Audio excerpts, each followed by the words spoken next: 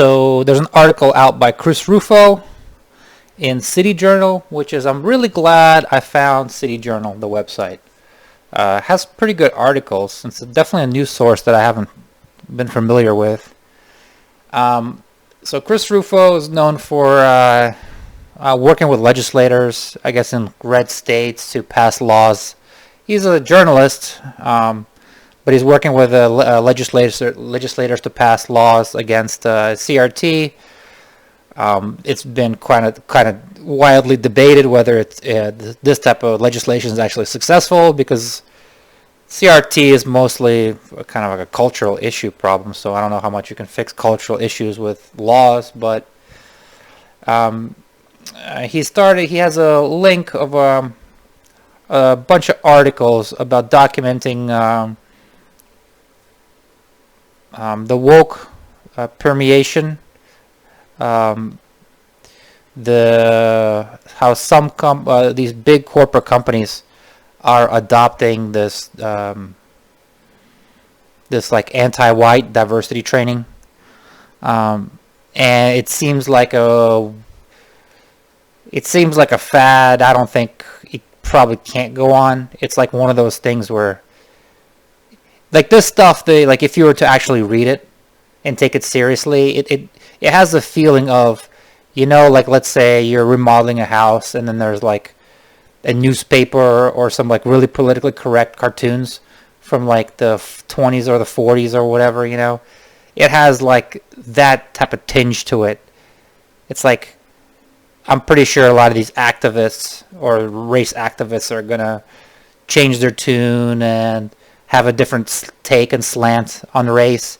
And what I'm trying to say is this stuff is not going to age well. But what's really going to basically feel like a lot of these big companies, they're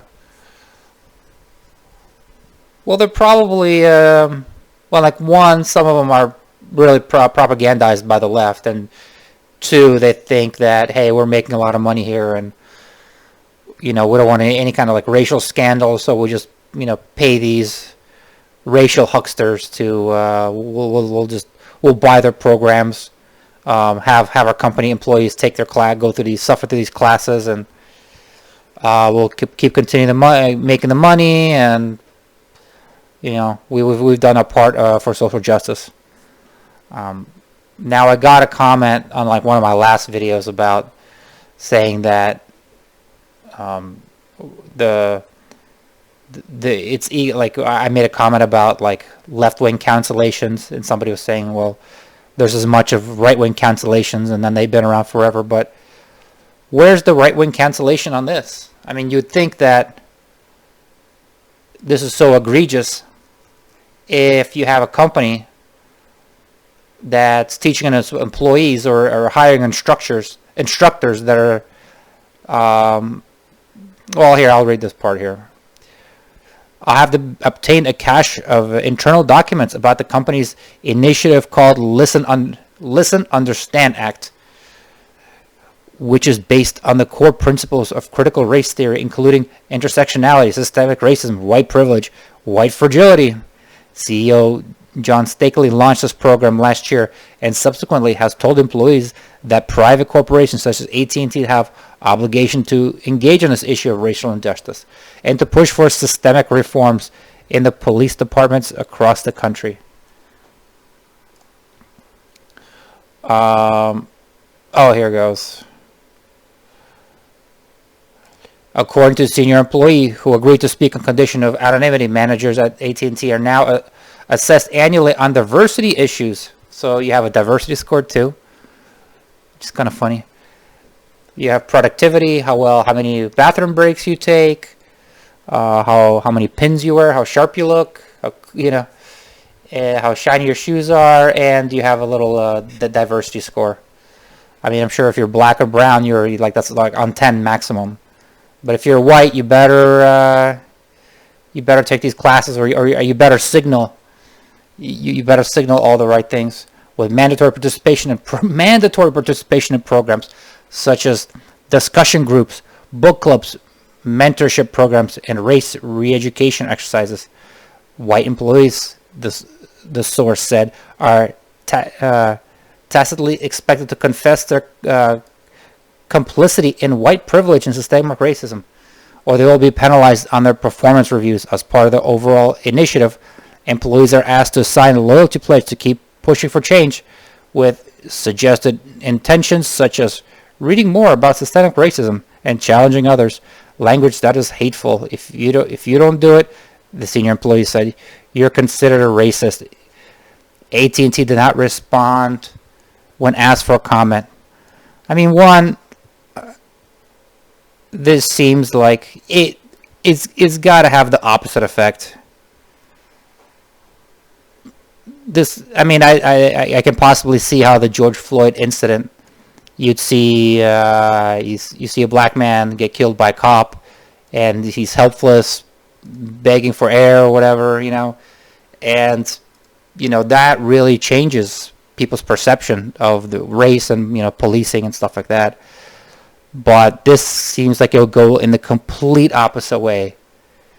I mean, if you're told you're racist and you have privilege, and if you don't attend these like propaganda classes, this probably, I know these people, a lot of these people that like institute these programs, they get paid a lot of money, so they don't, I'm sure they don't actually care about the outcome, but this gotta be the exact opposite thing of what they're trying to achieve. Not that they're trying to achieve anything other than or make money, because all these people are mostly charlatans. But where's the right-wing cancel culture? Is AT&T going to be canceled? Are millions of people, half the country is going to switch from AT&T and go to T-Mobile or whatever that has like a racially neutral stance? No, of course they're not.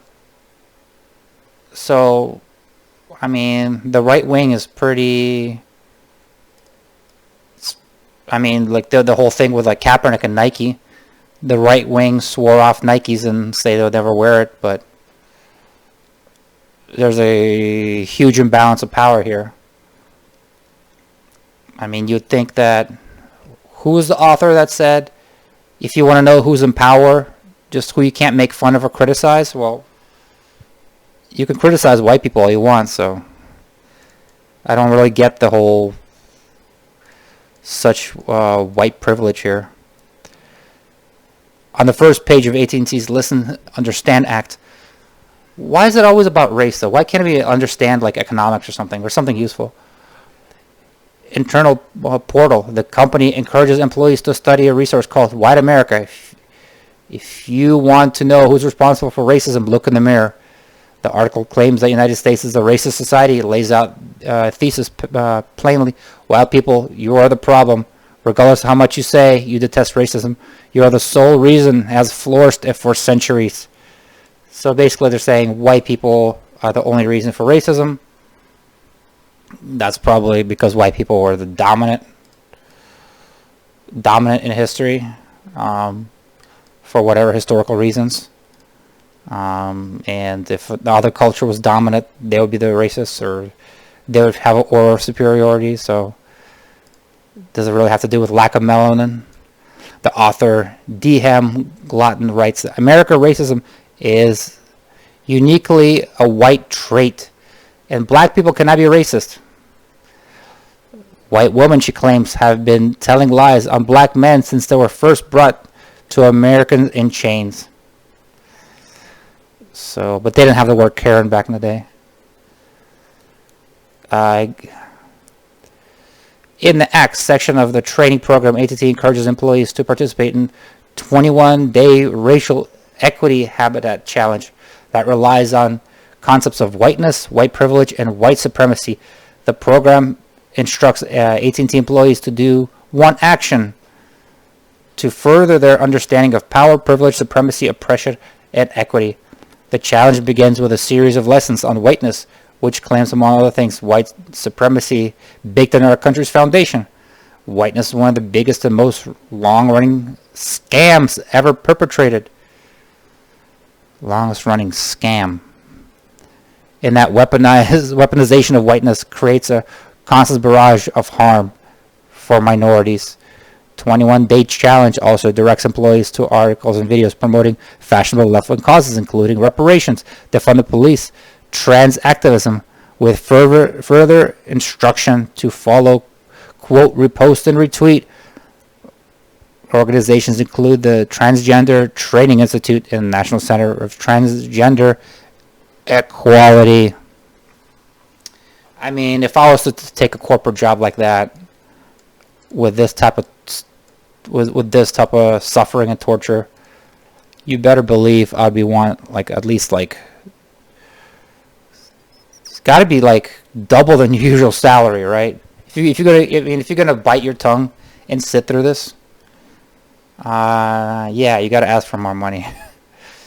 AT&T is another Fortune 100 company that has succumbed to the latest fad, corporate diversity and inclusion programs that traffics in the ugly concepts of racist essentialism and collective guilt. The company has publicly pledged itself to a set of principles that include: when we make mistakes, we have the character and courage to make it right and learn from it. If that commitment is genuine, John Stakey should immediately scrap Listen, Understand Act, apologize to his worker and customers, and develop a program that does not vilify certain racial groups and promote divisive and destructive ideas.